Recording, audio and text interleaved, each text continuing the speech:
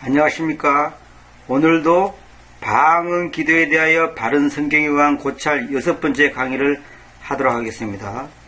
자, 오늘은 사도행전 10장 43절부터 읽겠습니다. 그분께 모든 예언자들이 증언을 주는데 그분의 이름을 통하여 누구든지 그분 안에서 믿는 자는 죄들의 사면을 받을 것입니다. 그 다음에 44절, 베드로가 여전히 이 말들을 이야기하던 동안에 그 거룩한 숲님께서 그 말씀을 들은 그들 모두를 덮치셨다. 그 거룩한 숲님이 무엇인지 모르는 분은 반드시 홀리고스트가 무엇인가 그 강의를 들으셔야 됩니다. 그 다음에 45절 봅시다. 그리고 믿었던 할례자들에게 속한 자들이 곧 베드로와 함께 왔던 자들이 모두 경악하였는데, 깜짝 놀랐는데 그 말이죠. 그 까닭은 이방인들 위에도 그 거룩한 숲님의 선물이 부어졌기 때문이다. 그 거룩한 숲님의 선물, 우리 개성계는 성령의 선물 그랬잖아요. 이게 뭐냐면, 이걸 어떤 사람들은 뭐냐면 방언이다 이렇게 했는데 그게 아니고 이것이 바로 구원의 복음이 그들에게도 임했다. 다시 말하면 하나님의 영이 그들에게도 임했다 이 말입니다.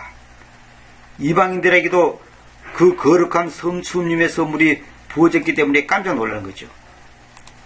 46절을 보면 왜냐하면 그들은 이방인들이 언어들로 이야기하고 우리 개성들은 방언으로 이야기하고 그 말이죠. 하나님을 드높이는 것을 들었기 때문이다. 그때 베드로가 대답하였다. 이렇게 해가지고 이제 나오는데 우선 제가 43절부터 44절, 45절까지를 간략하게 설명하겠습니다. 이것은 매우 놀라운 내용이에요. 그 당시 베드로는 하나님께서 인도하신 대로 이방인 가정에 방문했으며 하나님께서 명령하신 대로 설교를 했습니다. 그러나 베드로에게는 아직 이 모든 일들에 대해서 의심을 갖고 있었어요. 왜냐하면 그를 위해서 필요한 것은 이것이 바른 일이라는 것, 즉 이 일이 하나님으로부터 말미암은 것이라는 표징이 필요했던 것이죠. 정말 하나님께서 나를 이리 보냈나? 이걸 의심할 수밖에 없는 겁니다. 그런데 유대인들이 믿었을 때와 동일한 일이 벌어짐으로 인해서 이 유대 사람들이 믿었을 때와 똑같은 일들이 사도행전 10장에 가보니까 이방인들한테도 임했던 겁니다.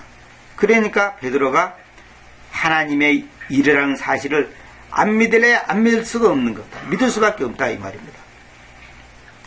그래서 사도행전 2장에서 믿지 않는 유대인들을 위해 표징이 필요했던 것처럼 사도행전 10장에서도 믿지 않는 유대인들을 위해 표징이 필요했던 것입니다.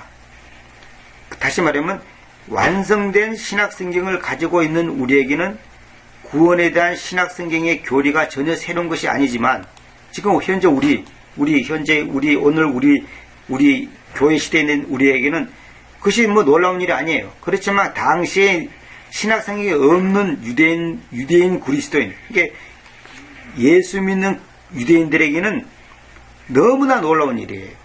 이러한 신약성경의 구원의 교리가 표징이 없이는, 이런 놀라운 기적이 없이는 도저히 받아들일 수가 없는 겁니다. 받아들일 수가 없는 거예요.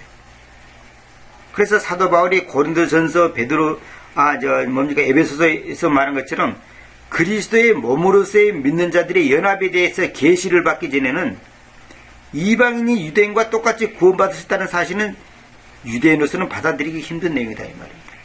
어떻게 이방인들이 구원을 받을 수 있냐? 이 개맛도 못한 저런 족속들이 어떻게 구원받을 수 있냐? 그 당시에는 이방인들은 사람 취급을 안 했거든요. 있을 수가 없는 얘기입니다. 그래서 여기 46절에 보면 이런 말 있죠. 왜냐하면 그들은 이방인들이 언어들로 이야기하고, 우리 객성이 방언입니다. 지금 여러 다른 나라 말로 이야기하고 이방인들이 하나님을 드높인 것을 들었기 때문이다. 그때 베드로가 말했다. 이 말은 뭐냐면 이방인들이 이제 여러 나라 말로 막 이야기를 하면서 하나님을 드높였어요. 정말 하나님의 놀라운 역사다 이러면서 이방인들이 바로 구원의 복을 받게 되는 이 놀라운 일이 일어났다 이 말입니다.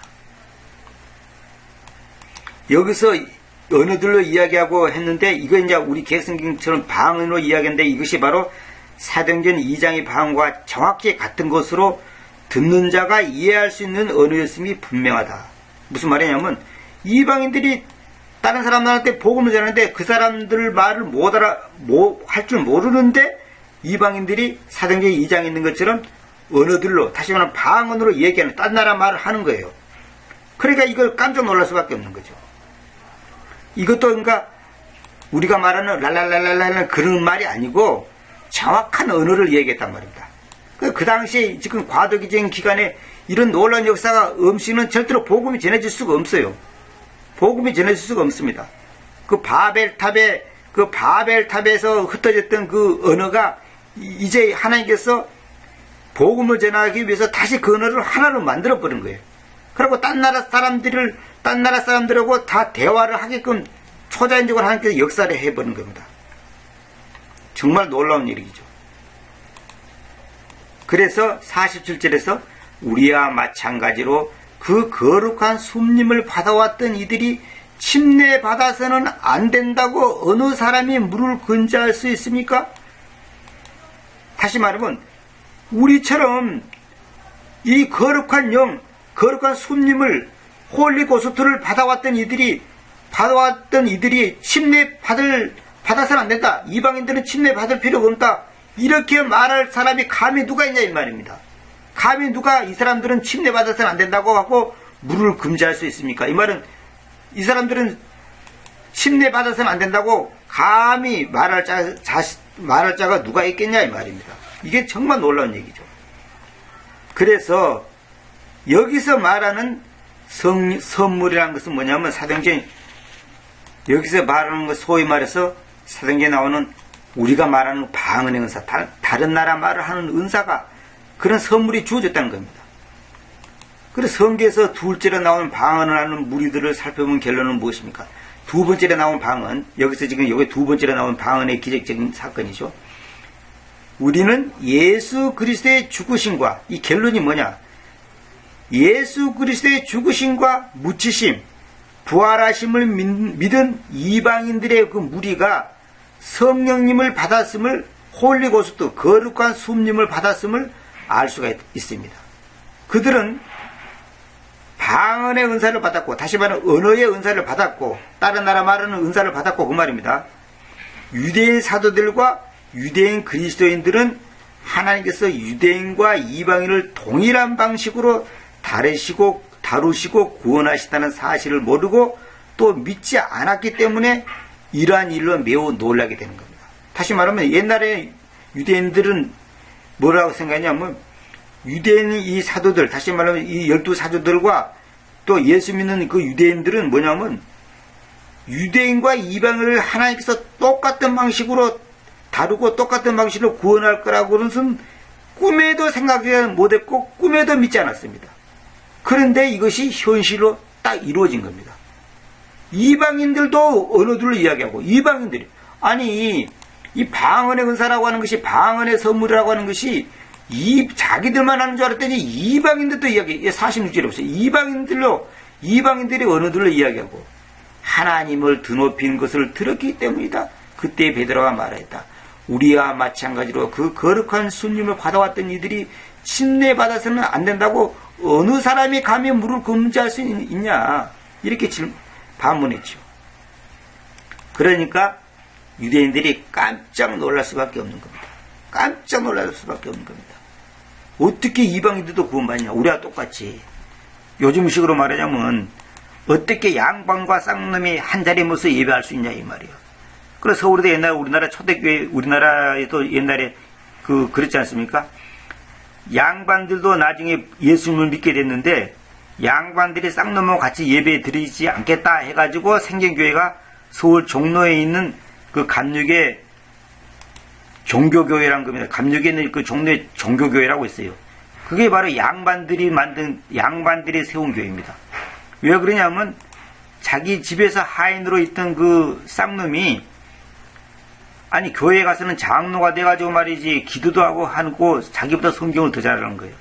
근데 교회에 가서는 쌍놈이 장로고 집에 오니까 또 그 장로가 이 양반 집에서 하인 노릇을 한단 말입니다. 그게 서로가 안 맞는 거예요. 그래서 양반들이 자존심이 생겨갖고 우리가 예수를 믿어도 저 쌍놈들하고는 같이 안 하겠다 그래가지고 자기들끼리 양반끼리 세운 교회가 그 종로에 있는 종교교회란 겁니다. 지금 감리교회 지금도 있죠. 마찬가지로 그 당시도 그랬단 말입니다. 이 차별을 했단 말입니다. 오늘날 사람들도 심지어 이런 사람도 있습니다. 오늘날 교회 타락한 교회의 모습인데 부자들이 어떻게 가난한 사람과 같이 예배드릴 수 있냐. 냄새나고 수준이 다르지. 자기들은 그랜저를 몰고 다니고 자기들은 호텔에서 잠을 자는데 해외여행 다니는데 아니 저 같은 가난한 사람은 가보면 돈 만 원이 없어서 절절매고 이렇게 이 레벨이 사회적 레벨이 너무 다르다 보니까 같이 있을 수 없다 이거예요. 그래서 부자치고 가난한 교회 다니는 사람은 거의 없습니다. 거의 없습니다. 첫째 자기 자존심이 허락하지 않습니다. 그래서 크고 화려한 교회, 유명한 목사, 큰 교단 그런 데 가서 이제 있어야 된단 말이에요. 그러면 그런 데 가면 이제 자기들과 같은 수준에 있는 사람들이 많이 있으니까 그 사람들하고 교제도 하고 대화도 하고 같이 식사도 하고 여행도 다니고 그런단 말입니다. 오늘날도 그런 거예요. 그러니까 이것이 바로 아직까지 교회가 어리다는 증거입니다. 교회라는 것은 부자나 가난한 사람이나 많이 배운 사람이나 적게 배운 사람이나 건강한 사람이나 건강하지 못한 사람이나 다 똑같이 이렇게 한 자리에 찬양하고 기도하고 높이고 서로 형제자매로서 존경하고 서로 커뮤니케이션하고 믿음의 의사소통을 하고 믿음의 의사소통을 해야 되는데 마치 세상에서 부자면 교회 안에서도 부자인 것처럼 자기가 누리고 있는 세상적인 부와 명예를 교회 안에서도 차별화시키고 다른 사람에 대해서 거리감을 둔다는 것은 비극입니다. 비극. 아주 슬픈 사실이죠. 당시의 사람들은 이제 무지해서 그렇다 하지만은 오늘날 교회 안에서도 지금 이 부패된 교회의 모습이 적나라하게 드러나고 있잖아요. 그래서 심지어 어느 교회에서 이런 말을 제가 들은 적이 있습니다. 30평 아파트 사는 사람들은 30평 아파트 사람끼리 놀고 50평 아파트 사는 사람들은 50평끼리 놀고 60평 아파트 사는 사람들은 60평끼리 논다. 그런 말이 있습니다. 그게 사실입니다. 왜? 여러분 보세요. 50평 아파트 사는 사람이 제주도로 2박 3일로 여행 가자 그러면 한 사람에 50만원씩 내라 한다면 어떻게 20평 30평 사는 사람이 50만원씩 주고 지금 밥 먹고 살아야 되는데 제주도로 여행 갔다 올 수 있겠습니까? 안 되는 거예요. 같이 놀 수가 없는 거예요. 이것이 바로 비극입니다. 비극. 오늘날 교회의 비극이라고요. 정말 교회의 지체를 자기의 한 지체로 생각한다면 그렇게 할 수 없죠. 그래서 어느 교회는 그랬다 그랬어요. 제가 이제 어느 목사한테 직접 들은 얘기입니다. 뭐 강남의 어느 교회라 그러는데 이제 오래전에 들은 얘기인데 그 목회자한테 부탁을 했더랍니다. 제발 전도하라. 뭐 새 신자를 만들라. 그런 얘기 좀 하지 마라 그래요. 천당, 지옥, 회개 이런 얘기 하지 말라 이 말이에요. 교인들 우리가 30명이면 30명이 우리끼리 오붓하게 신앙생활 하고 목사님 생활비 다 대주고 교회 꾸려가는 거 다 해줄 테니까 뭐 전도합시다. 뭐 구원을 받으시오. 회개하시오. 술 끊으시오. 담배 끊으시오. 뭐 세금을 똑바로 내시오. 이런 소리 좀 하지 마라. 머리 아프다 이거예요. 세상 사람은 그렇게 갖고는 안 된다는 거예요. 우리를 위로하고 좋은 말, 듣기 좋은 말, 좋은 수준 높은 교양 있는 그런 말을 해야지. 쓸데없이 뭐 회개하라, 전도하라, 천당이 어떻고 지옥이 어떻고 뭐 종말이 어떻고 뭐 휴구가 어떻고 재림이 어떻고 그런 얘기 하지 말란 말이야. 기분 나쁘게. 이 땅에서 우리가 잘 먹고 잘 사는데 뭘 그런 쓸데없는 소리 하냐 말이야. 그런 소리 하지 말고 그저 좋은 교양 있고 수준 높은 말을 하라는 거예요. 그러면 목사님 생활비 다 대주고 우리가 교회 꾸려갈 테니까 염려하지 말라고 그렇게 부탁을 하더랍니다. 제가 직접 어느 목사한테 들은 얘기입니다. 직접. 그 현실입니다. 현실. 사실입니다. 모든 교회가 그러지는 않지만은 사실입니다. 교회에 나와서 가난한 사람들이 맥이나 씁니까? 가난한 사람들은 발언권도 없어요. 가난한 사람들은 발언권도 없습니다. 그건 제가 잘 알죠. 일반 교회로 50년을 넘게 다니는데 그거 모르겠습니까? 어쨌거나 정말로 하나님의 은혜는 모든 민족 모든 사람에게 구원의 복이 임하고 전하고 가르치고 전달되는 것이 하나님의 뜻입니다. 그런데 인간이 만든 제도와 조직과 관점에 의해서 이것이 왜곡되고 있죠. 슬픈 사실이 아닐 수 없습니다. 사도행전 11장 16절부터는 제가 다음 시간에 이어서 계속 또 이제 강의를 하도록 하겠습니다. 이 방언을 지금 내가 서서히 지금 시동을 걸고 있는 중입니다. 아이도 지금 정말 핵심적인 것은 이제 고린도전서로 들어가야지 이제 핵심적인 게 나온 거예요. 이건 지금 서론에 불과한 겁니다, 사실은. 기대하시기 바랍니다. 감사합니다.